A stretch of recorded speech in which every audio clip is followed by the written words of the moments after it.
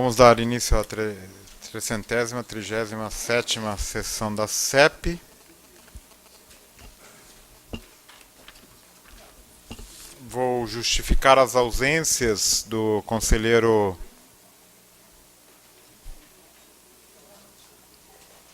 Álvaro Bianchi, mas ele está aqui, né? Está aqui. A não ser que fosse um clone, mas está aqui, né? A conselheira Marina Sangói de Oliveira Ilha está em licença, substituída pelo conselheiro Edson Tomás. Conselheira Luísa André Gachega Barbosa está numa participação numa banca, está sendo substituída pelo conselheiro Paulo Sérgio Fracalanza. Conselheira Fátima Regina Rodrigues Évora está no congresso, está sendo substituída pelo conselheiro Ronaldo Pili. Conselheira Gláucia Maria Pastore também está no congresso, substituída pelo conselheiro Gil Guerra Júnior. Conselheiro Paulo César Montanher tem compromissos já agendados, está sendo substituído pelo conselheiro Everardo Magalhães Carneiro. Foi distribuído aí no início da sessão, faltavam documentos complementares do item 1 da ordem do dia, que eram fundamentais para o entendimento do caso, e foram distribuídos aí agora no início da sessão. Queria colocar também em votação a ata da reunião anterior, realizada em 3 de julho de 2018. Os favoráveis para... Bom, se há algum comentário, sugestão sobre a ata? Não havendo, então ponho em votação a ata. Os favoráveis permaneçam como estão, contrários se manifestem, abstenções. Então a ata aprovada. Queria colocar em discussão a ordem do dia. Nós temos 2 itens para destaques. Eu só quero fazer uma correção. No item 1, os recursos interpostos pela doutora Marina Denadai e Kátia Roberta Anacleto Belaz foram contra a prova escrita do concurso público, e não como está escrito aí originalmente, que está contra o concurso, né? Contra o resultado final. Foi contra a prova escrita. Tá? Então temos o item 1 e em destaque, o item 2 naturalmente em destaque, porque depende do item 1. Vai depender da decisão do item 1. Pela mesa não há mais nenhum destaque. Se há algum destaque, por favor. Pois não? Bom, o item 2 já está destacado. Não havendo mais destaques, coloco em votação. Todos os itens são destacados. Os favoráveis, por favor, permaneçam como estão. Contrários se manifestem. Abstenções. Todos os itens aprovados. Item 1. Trata-se de um recurso interposto por 2 pessoas contra a prova escrita num concurso no CPQBA. E tem aí toda a documentação. E queríamos aí, então... Tem alguém do CPQBA ou alguém que vai comentar isso? Ana, você tem algum comentário da COSEM? Bom dia a todos e a todas. Eu acho que são 2 candidatas questionando as mesmas questões que não constavam na bibliografia, e como a própria PG colocou, caberia a CEP de decidir, né, pela homologação ou não, teria que ocorrer concomitantemente. Eu acho que, de fato, devem ser anuladas as questões, justamente pelos argumentos apresentados. Essa é a minha opinião, considerando, né, que não constava na bibliografia, de fato, as questões que foram abordadas, a questão 2 e 3.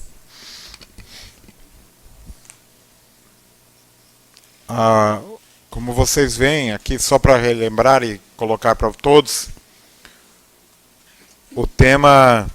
A questão é a seguinte, vou tentar resumir.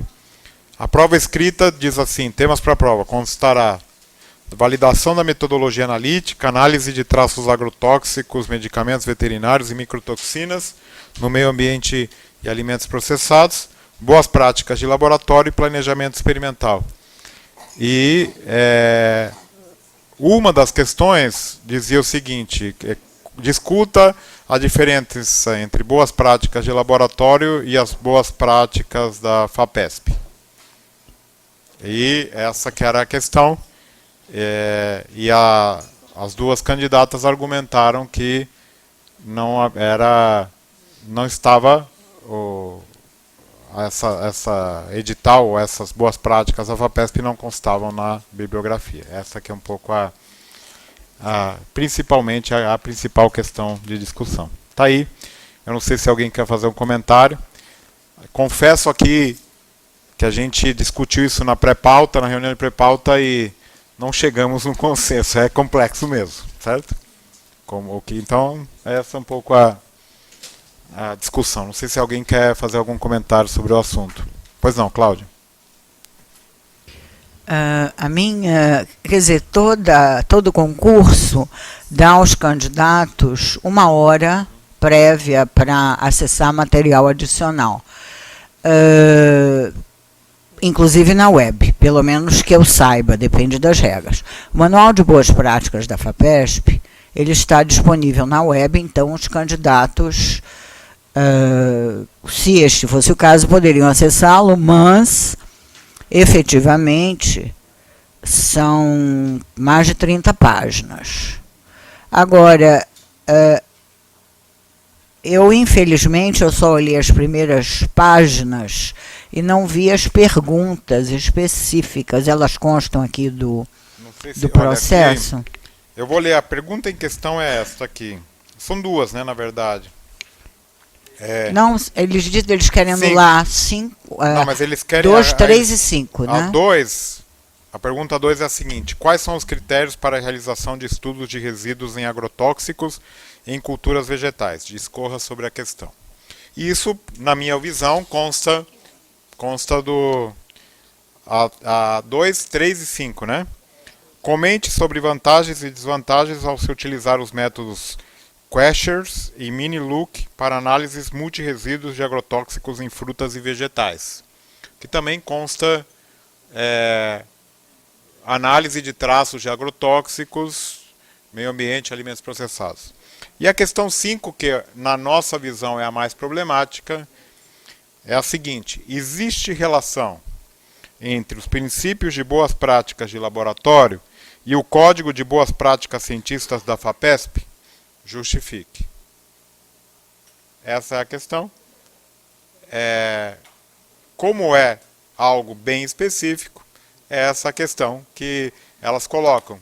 Não sei se isso anularia a prova escrita inteira, ou teria que anular. Se anulasse só essa questão, teria que ser repensado todo o concurso, e visto isso poderia, como era uma prova eliminatória, naturalmente isso provoca mudanças na prova geral. Essa é um pouco a discussão. Confessamos aqui que também nós nos vimos nesse dilema. Não sabemos. Aí queríamos ouvir realmente a... Posso só fazer? Pois não. Só um comentário a respeito da fala da professora Cláudia. O fato é que no edital não constava nada sobre questão relacionada com ética na pesquisa, etc., que é o que o manual da FAPESP trata. Então, esse é o ponto. Não é que a informação, sim, a informação está disponível, etc., etc., mas no edital esse assunto não era uma indicação de assunto ali que constasse do edital. E acho que esse é um dos questionamentos que está sendo feito. Só com o objetivo aqui de esclarecer a fala da professora Cláudia. Não é que a informação sobre as boas práticas da FAPESP não possa ser acessada. Pode, é pública, etc. O problema é que os candidatos não estavam informados sobre que isto seria possível de ser questionado ou apresentado como uma questão dentro da prova.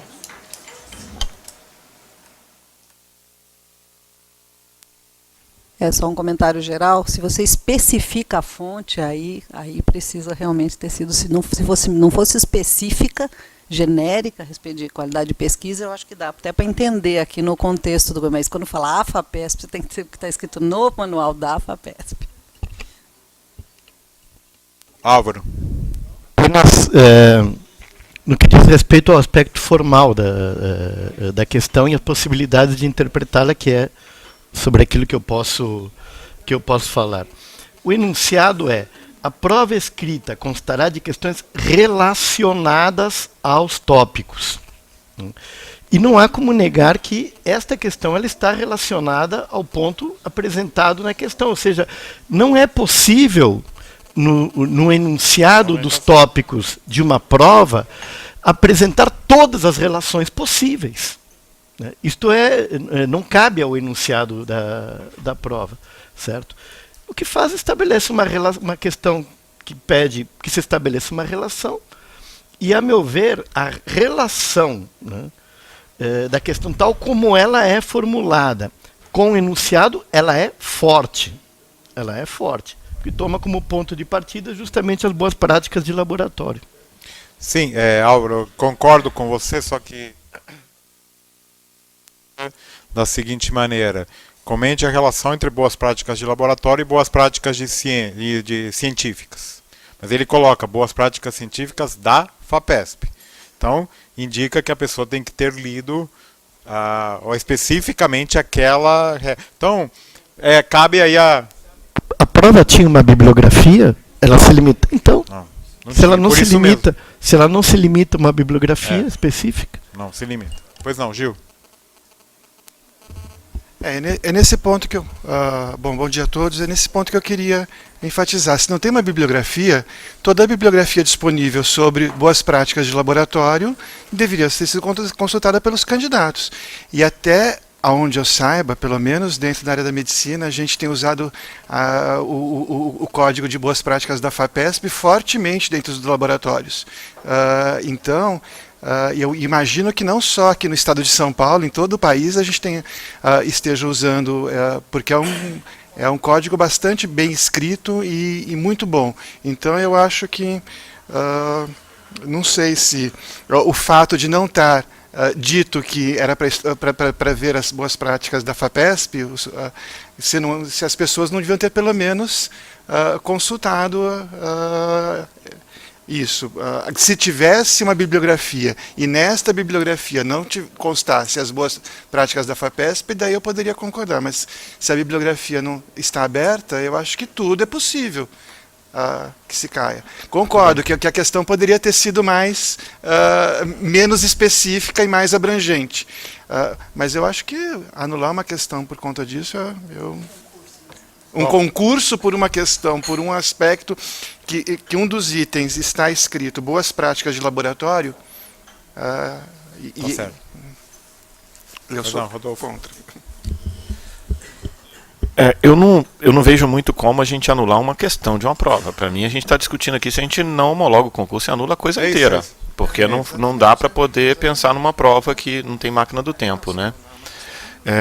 E aí, a gente... Talvez porque eu esteja bem mais acostumado com o concurso de docente, a gente tem um formulário todo para preencher, tem um edital modelo todo pronto, e a gente vai direto para uma disciplina, o mecanismo é todo formal. Então... Paralelamente a isso aqui, eu recomendo fortemente que os modelos de editais de concurso, no caso de pesquisador e potencialmente outros, sejam melhor repensados para a gente não sofrer esse problema para frente. Em específico aqui, certo? Quando eu li o documento, eu fiquei procurando o anexo 1, ele não estava aqui na pauta, e agora que ele está aqui, ele é realmente bem aberto, né? Mas em momento algum ele fala FAPESP. Acho que esse que é o ponto, que apesar de estar lá, ele não fala FAPESP. Então eu realmente fico nessa... Eu não gosto dessa leitura aqui. Mais alguém? Pois não, Pili.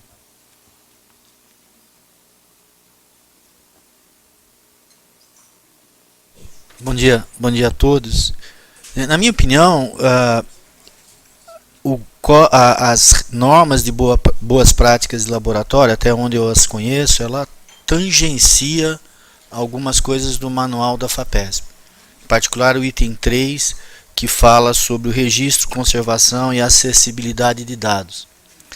Mas isso para mim é pouco, porque deixa os candidatos sem uma orientação clara do tipo de tema que poderia ser abordado numa questão como essa.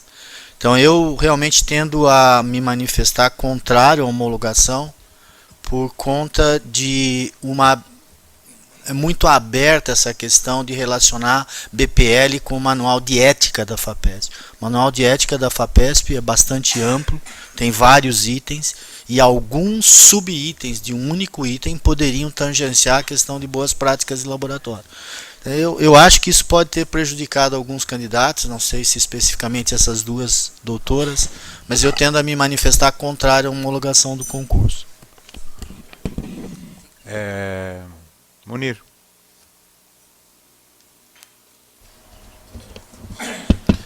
Bom dia a todos. A questão aqui ela é complicada. Você pode realmente olhar de diferentes ângulos e concluir diferentes coisas, né?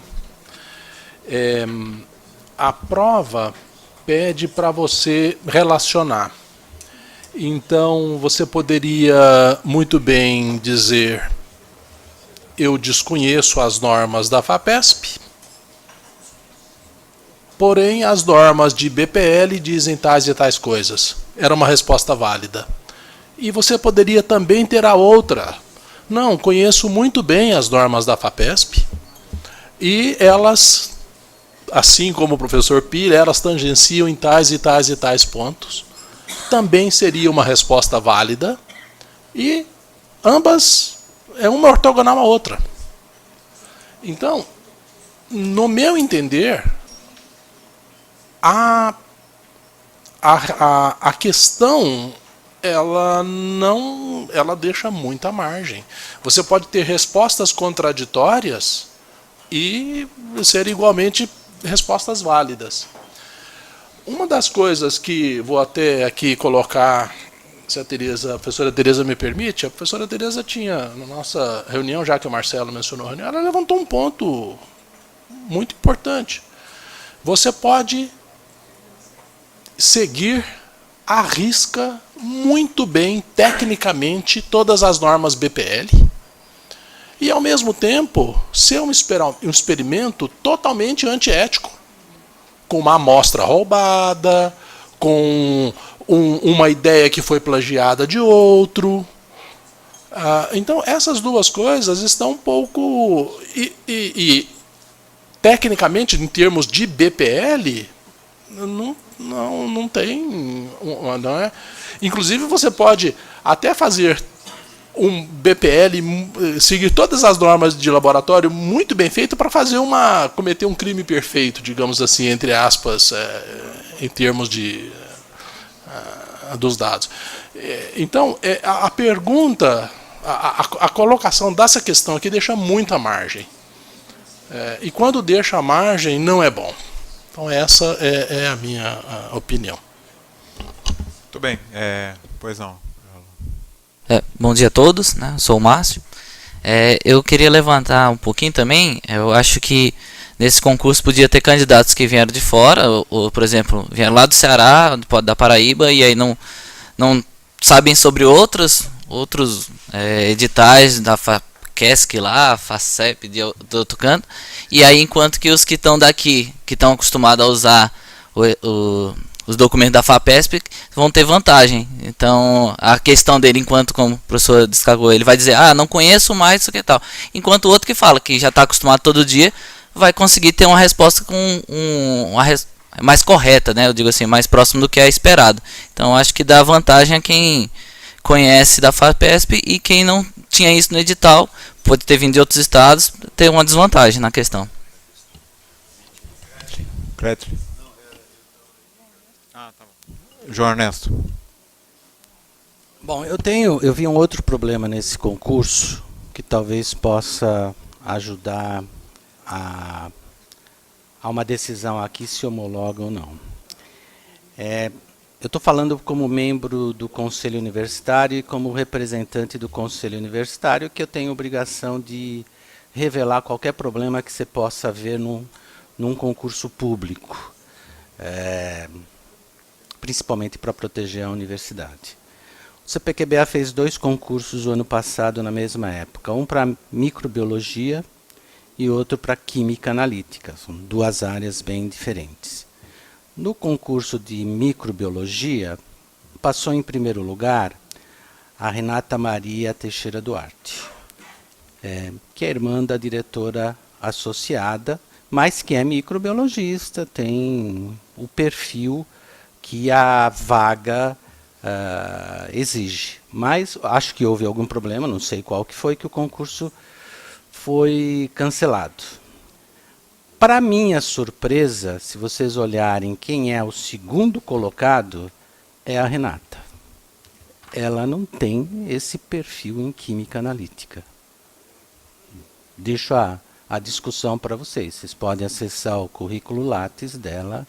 Ela é microbiologista, química analítica é uma outra situação.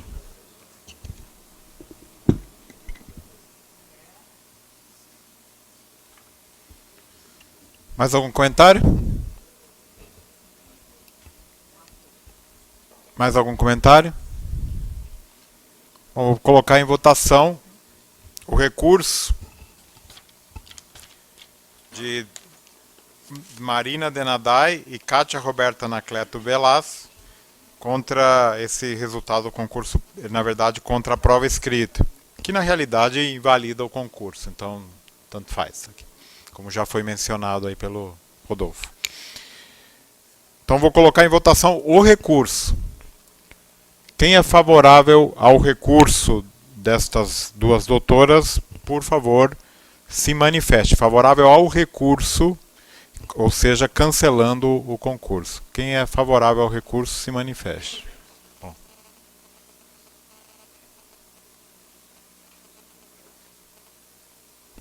Não tinha ideia do que...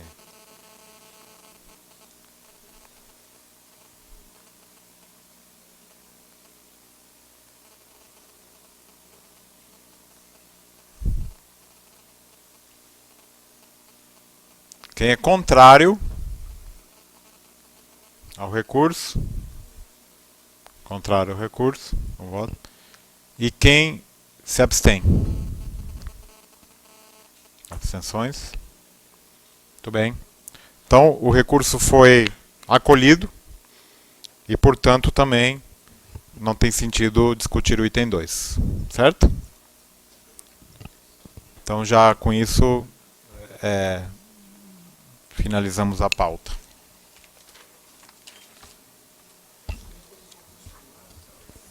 Sim.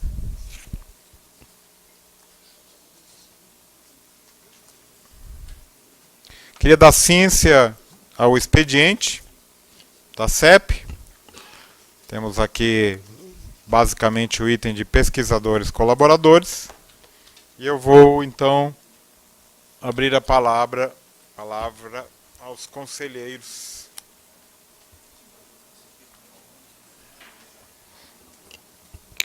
Professor Kretli.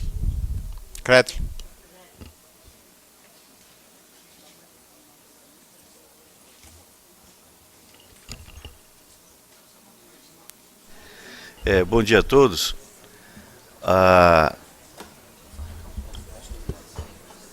É mais uma questão que eu gostaria de consultar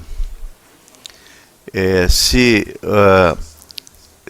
o diretor do COTIL gostaria de falar algumas, ter a palavra. Não está aí. Não, então ele estava aí, mas ele saiu. Tá bom. Então tá só bom. Essa consulta que eu quero. Tá joia.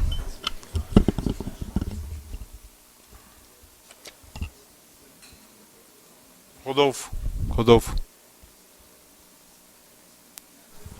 Bom dia.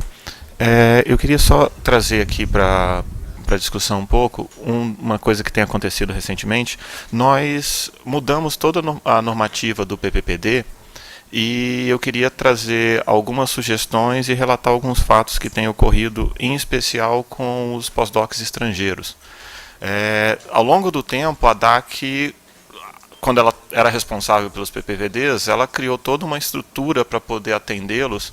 E eu me recordo, assim, quando eu falei que um pós-doc que eu recebi da Espanha, nós conseguimos ter toda a documentação dele, conta aberta em banco em menos de 48 horas, as pessoas viravam e olhavam isso com bastante surpresa. E quando agora a gente mudou isso para o DGRH em especial, a estrutura de apoio não foi transferida totalmente. Então, nós estamos com um pós-doc da Índia que ele está 2 semanas no IC, até ele descobrir todo o fluxo e onde andar e cada uma das coisas, deu um trabalho bem grande. A começar pelo formulário online. Ele não fala português e ele tem que preencher um formulário todo em português. Certo? O e-mail vai em inglês para ele e o formulário chega, mas ele tem que preencher um formulário em português. Então, acho que a gente precisa acertar a questão da língua. E depois ter lugares mais claros sobre onde receber e que lugar a gente faz. Então nós consultamos a DAC, que falou que não é mais com ela, apesar dela ter um setor para estrangeiros, não é mais com ela. A DGRH deu informações para a gente ligou para a pessoa responsável lá, essas informações não estavam alinhadas exatamente com o procedimento que ele deveria seguir, e a DERE também não conseguiu, ficou nesse meio do caminho. Então, o que a gente está fazendo e tentando montar é que ontem ele conseguiu abrir a conta em banco, então agora ele está fechando os últimos passos. Eu gostaria de saber para quem que a gente envia esse roadmap, para que próximas pessoas não precisem passar pela mesma sequência de problemas, quer dizer, que lugar da Unicamp que deveria ser responsável por esse acolhimento, e que a gente fizesse uma divulgação mais ampla desse passo a passo, porque deu um trabalho bem grande, em especial para alguém que não fala português, então, em cada momento a gente colocava outra pessoa para ele, para ajudá-lo, e depois que a gente conseguiu achar isso, eu acredito que a gente deveria formular isso melhor. Ok? Obrigado. Obrigado, Rodolfo. Sobre esse assunto? Outro? Kiko está inscrito primeiro. Kiko.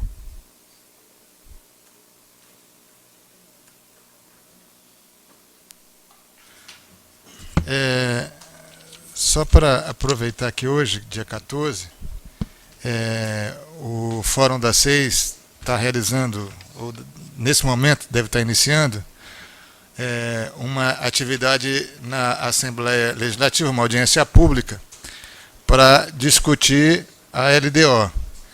Tem um impasse na discussão da LDO esse ano, ela não foi votada ainda, em função de ser um ano eleitoral e das disputas eleitorais.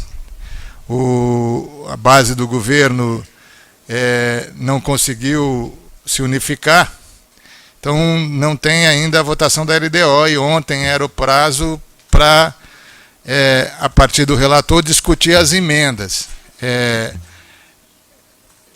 Eu não tenho informação se isso se materializou, mas se isso não se materializou, o que vai ser discutido é o projeto do governo do Estado.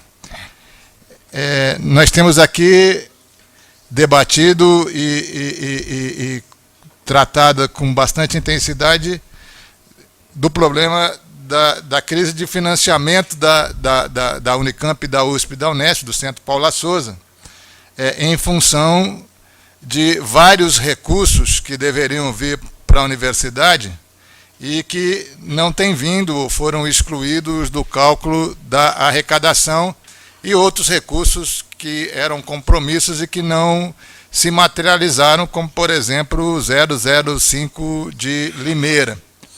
Então, esse é um movimento que busca criar uma pressão, um tensionamento ali na discussão da LDO, para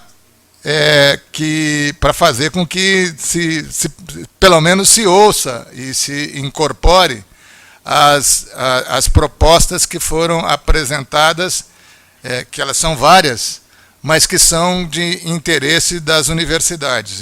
Eu estou colocando isso porque eu acho que este é um movimento que tem que unificar as entidades e as reitorias, porque nós não vamos resolver o problema do financiamento da universidade se não olhar para isso, inclusive no que tange a questão do cumprimento da Lei 10.10, que trata aí da questão das discussões previdenciárias.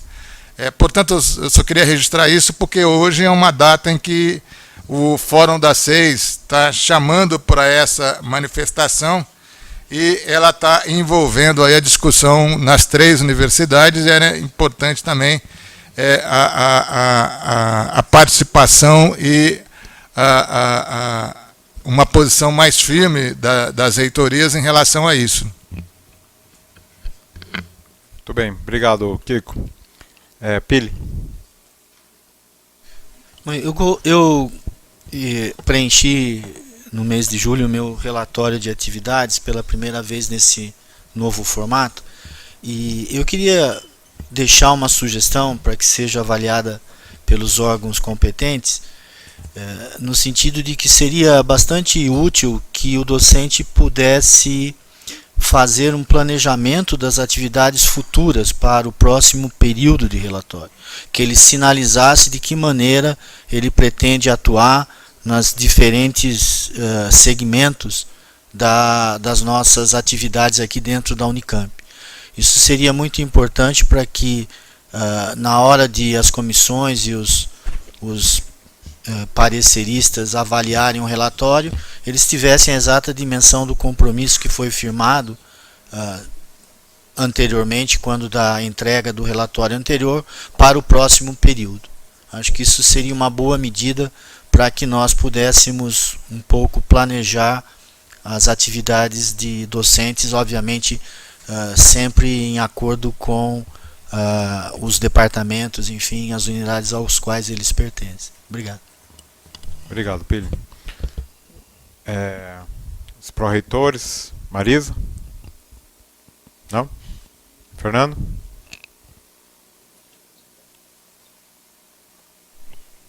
Já que a reunião está curta, eu vou aproveitar esse momento para reforçar alguns dados que já passei em reuniões anteriores e informar também algumas outras atividades da PROEC.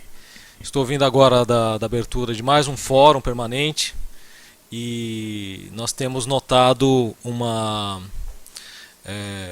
grande aumento. Nós estamos lá com os 3 auditórios lotados, com transmissão online também, que era uma das críticas que nós tínhamos, né, dos fóruns, né, de ter pouca capilaridade entre a sociedade, e a mudança que a gente está monitorando as pessoas que participam, e o que tem nos alegrado é que muitas pessoas que não ligadas a nenhuma o crescimento, né, da participação de pessoas da sociedade comuns, né, é uma atividade aberta, e a gente tem uma característica muito grande de vir só colégios ou pessoas ligadas às agências federais ou estaduais, e a gente está conseguindo então, de certa maneira, aumentar um pouco o nosso público nas atividades de extensão, né?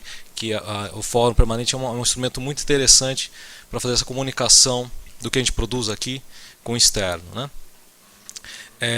Informar também que encerramos o primeiro edital de cultura na sexta-feira, e lógico que no primeiro edital a gente fica preocupado com o sucesso ou não. Então nós tivemos um grande sucesso com 73 propostas enviadas, que nos alegrou muito, né? E também informar e pedir para os diretores que está aberto de extensão até dia 24, o edital de extensão, que pelo número de inscrições nós vamos bater o recorde novamente de inscrições. Então solicitar aos diretores, se possível, aos representantes aqui, que divulguem o prazo do edital até dia 24. Obrigado. Obrigado, Fernando. André? Bom dia a todos. Então, da pós-graduação, primeiro ponto que eu gostaria de ressaltar é que a gente acaba de colocar na página da PRPG o novo Anuário Estatístico de 2017. É interessante para a gente perceber um pouco a evolução e a situação hoje da pós-graduação, né? Vê-se que o número de alunos matriculados, titulados, continua crescendo. Então, a pós-graduação continua em expansão, porém fica também patente que os recursos, estes não estão aumentando na mesma proporção, né? Embora um dos pontos que a gente possa ressaltar é que, apesar de todos os problemas, a CAPES tem, né, aumentado o número de bolsas e até os recursos financeiros, mas se a gente pega na totalidade, veremos que, por exemplo, o número de bolsas para a pós-graduação, né, tem diminuído em relação ao número de alunos, né? A gente tem um indicador lá que relaciona as bolsas ao número de alunos matriculados. Esse número veio caindo, né, nos últimos anos. E isso realmente preocupa, né? Tanto mais que a gente está ouvindo aí, enfim, notícias muito pessimistas sobre esses recursos externos, né? Eu já comentei bastante, enfim, a questão dos cortes anunciados, né, pelo Conselho Superior da CAPES, né, possibilidade de corte da CAPES. Agora a gente acaba de, enfim, no final da semana passada, tivemos uma carta também do CNPq, né, anunciando também cortes da ordem de 400 milhões, né? Enfim, então as perspectivas não são boas. Aliás, eu chamaria atenção também para que olhassem nos dados do MCTI, né?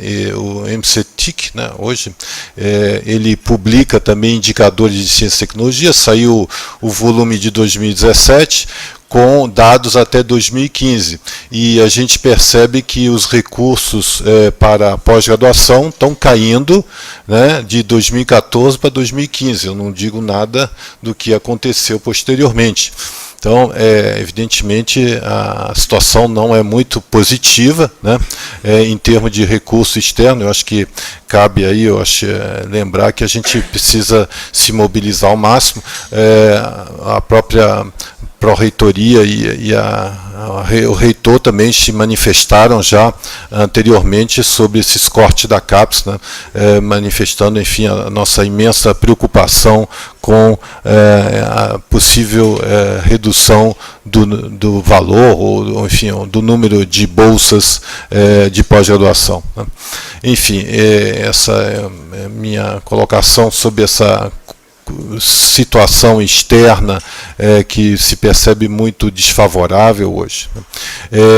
No que tange ao programa PRINT, programa de internacionalização da CAPES, hoje, digamos, é a política mais importante da CAPES, eu entendo, e nossa proposta da Unicamp, ela já foi devidamente homologada. Foram 108 propostas, né, que foram homologadas, está aí a da Unicamp, e a gente está aguardando os resultados provenientes dessa iniciativa, né.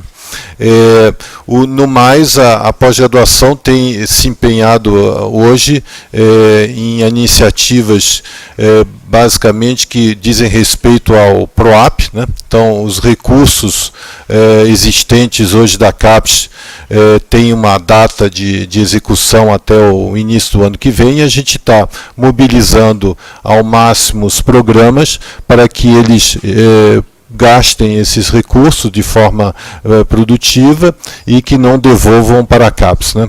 Então, inclusive, nós lançamos recentemente, com data até o final do mês, um edital para a vinda de professores estrangeiros, né, visitantes, para um período até 2 semanas, até 15 dias, né. Esse edital aí está disponível até o final do mês, né. São 10 propostas que vão ser selecionadas aí na Unicamp. Então são esses os meus informes, professor Marcelo. Obrigado, André. Pois não, Cláudio. Muito bom dia. Muito rapidamente, fugindo totalmente ao protocolo, eu fui olhar o anuário que o professor se referiu, e eu gostaria de fazer uma sugestão à professora Eliana e ao professor Munir, que dos sites das pró-reitorias constem a lista dos agraciados com Zeferino Vaz e com prêmio de mérito à docência, porque isso eu não encontrei esta informação em lugar nenhum. Obrigada. Tem uma sessão só de prêmios, eu vou achar aqui. Mas vamos lá. Munir. Eu só queria fazer um breve informe. Vocês receberam, a maioria dos, acho que todos os diretores receberam agora a notícia de um novo edital da FINEP, o SOS Equipamentos. Aí esse é um edital um pouco diferente dos anteriores.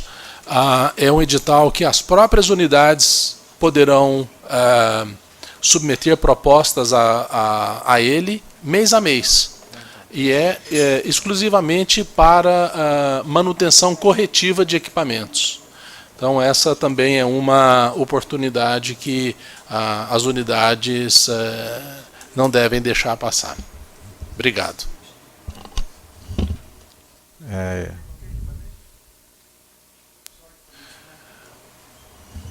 Olha, eu agora não me lembro direitinho dos termos do edital. Mas está no edital. Me desculpe, eu não lembro agora. Muito bem. Eliana?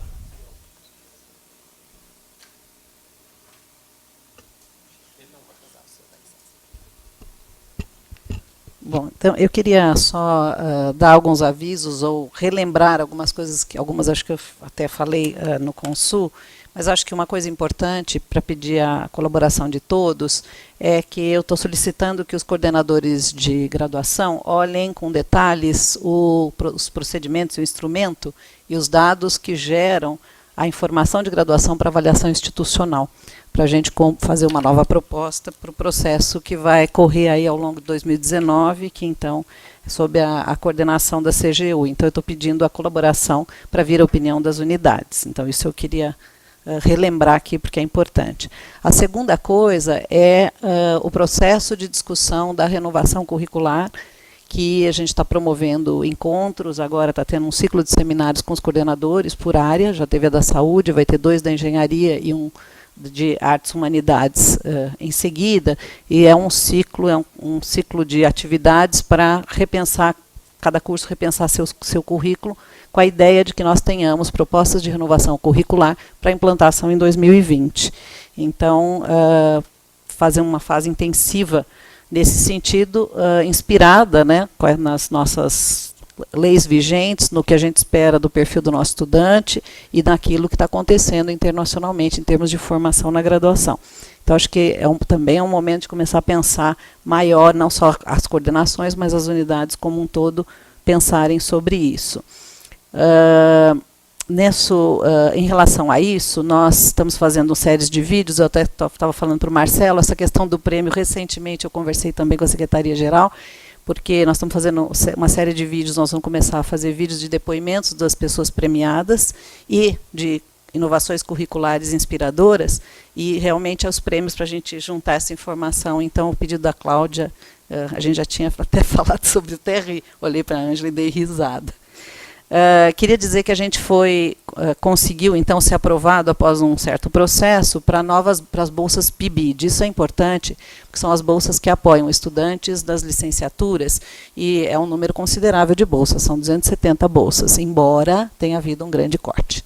Houve um corte geral para as bolsas PIBID, mas a gente, então, foi aprovado para 270 bolsas, estamos na fase, então, de inclusão dessas pessoas, e isso exige uma aproximação das escolas e da Diretoria Regional de Educação. Então, as diretorias vieram aqui, a gente conversou para aproximar mais, criar laços mais estreitos entre os procedimentos, assim, toda essa nossa interação, vamos dizer assim, com a rede educacional, para lá e para cá, né? A gente indo, eles vindo e vendo o que mais a gente pode fazer nesse sentido. Eu queria também só lembrar que nós temos 2 eventos essa semana importantes aí que envolvem a Pró-Reitoria, e na linha do que o Fernando falou, o evento de educação inclusiva bombou, a gente teve que trocar de lugar, porque a gente tinha reservado o anfiteatro da FCM com 300 e poucos lugares, e tem mais de 1000 inscritos.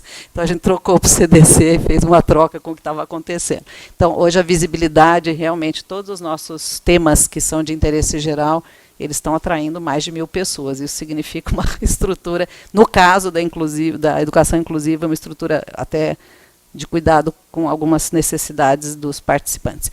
E na sexta-feira a gente vai ter o lançamento dos projetos de aluno artista, que é um edital que existe já faz tempo, ele está associado ao SAI, mas que permite que os alunos sejam aprovados para a criação de projetos, de apresentações, coisas artísticas e culturais que acontecem no campus, e a gente está então discutindo como fazer para acontecer aqui, acontecer em Limeira e Piracicaba. Eu acho que isso é uma coisa que a gente vai tá organizando então com o grupo. Então sexta-feira é o dia de apresentar esses projetos. Obrigada.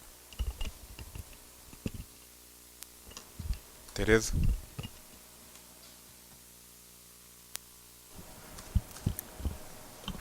Alguns comentários sobre falas dos conselheiros sobre a questão do PPPD. Acho que tem um assunto aí que é um assunto que se chama integração de equipes. Não é possível que essas coisas continuem ocorrendo num processo tão simples como esse. Eu vou tomar providência junto à DAC e à DGRH para resolver. Então vamos tratar dessa questão de normalizar ou normatizar como é que vai ser feito essa questão do visto. Em alguns momentos isso chega a ser exasperante. A DAC não podia desenvolver o sistema, desenvolvemos o sistema em outro lugar e, portanto, as pessoas não conversam mais porque ou não tem telefone, ou não tem... Então vamos rearticular as equipes aí para ver como é que resolve isto. Sobre a questão do formulário em inglês, eu vou dar uma checada, porque uma das determinações que a gente tinha feito é que o formulário também pudesse ser na língua inglesa. Não sei por que isto não foi implantado. Então, vamos tomar providências de natureza meramente administrativa para tentar resolver a questão do visto dos PPPDs. Questão de vistos, tem outras questões aí no cenário nacional que são muito mais complicadas do que era no passado, porque antes a DAC, quando a DAC fazia, tratava esse assunto com o Ministério de Relações Exteriores, e esse assunto agora está sendo tratado com o Ministério do Trabalho. Talvez o professor Marcelo possa relatar as dificuldades que passaram a existir a partir disso, mas vamos fazer a lição de casa que temos que fazer no nosso âmbito e tentar minimizar o assunto. A sugestão do professor Pili sobre o RAD, acho que a professora Marisa pode provavelmente ser mais feliz nesse assunto do que fomos no passado. Acho que a professora Eliana lembra-se disso. Quando nós reformulamos o formulário e implantamos o sistema, uma das páginas essenciais que entendíamos ser necessária era o planejamento futuro das atividades do docente para o próximo quinquênio, e, na época, a CIDD não aprovou essa parte do formulário. Então, eu acho isto tão importante,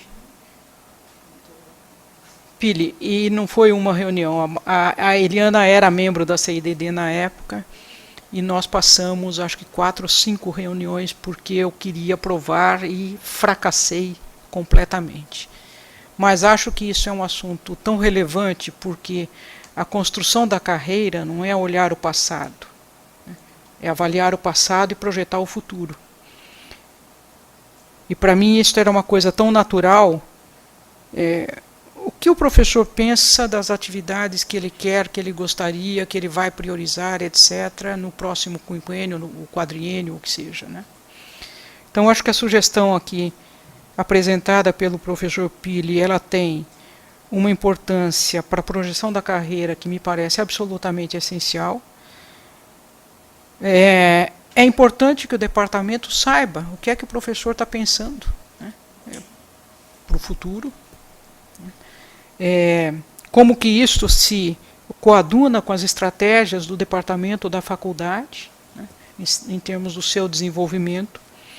Então, acho que a Marisa pode tratar com provavelmente muito mais sucesso esse assunto no âmbito da CIDD, que é quem aprova ali as reformulações e os aperfeiçoamentos. Mas me parece que a colocação é absolutamente pertinente e nós deveríamos retomar o assunto.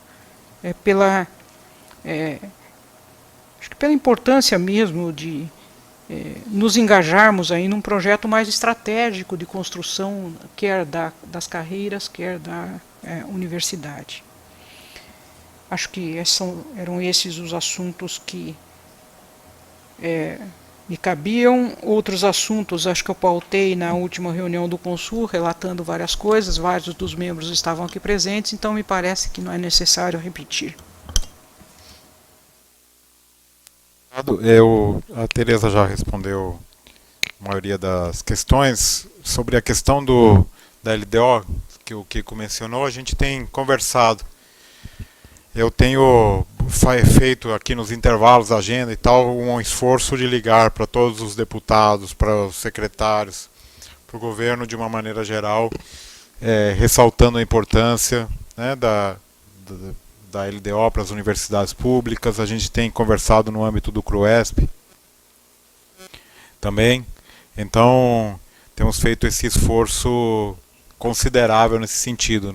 No projeto que enviamos aí à Alesp, além naturalmente de manter, de solicitar o aumento na cota parte, nós também solicitamos a manutenção e a ampliação, inclusive, da questão dos royalties do petróleo, e também incluímos algo importantíssimo que bom, não sei se vai passar ou não, que essa são outros 500, mas é a questão de um repasse do governo federal referente aos funcionários que contribuíram para a Previdência por muitos anos e que eventualmente mudaram de regime, estão agora no regime estatutário, e que a gente tenha direito a esse repasse também. Então, isso já está conversado, discutido no âmbito do Executivo, porém, a nossa informação é que precisava constar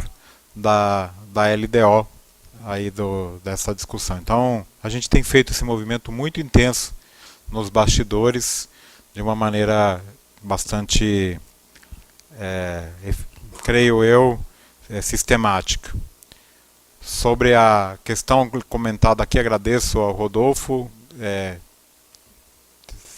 sobre a sugestão, vamos cuidar disso. Nós temos aí cuidado de um caso que a professora Tereza já citou e mencionou, e é inacreditável a burocracia que tem para receber uma pessoa. E o caso é que temos um professor americano do MIT que veio aqui para o Brasil, o visto dele foi negado por uma bobagem burocrática, porque em vez de pôr o tracinho aqui, pusemos lá, etc. Todo um processo de 4 meses voltou para trás, e agora estamos tentando, e tem que chegar. É inacreditável que a gente tem que falar com o ministro do Trabalho para resolver uma situação dessas, que é absurdo, né? Então, vai gerar até um incidente diplomático por uma coisa aparentemente simples, né?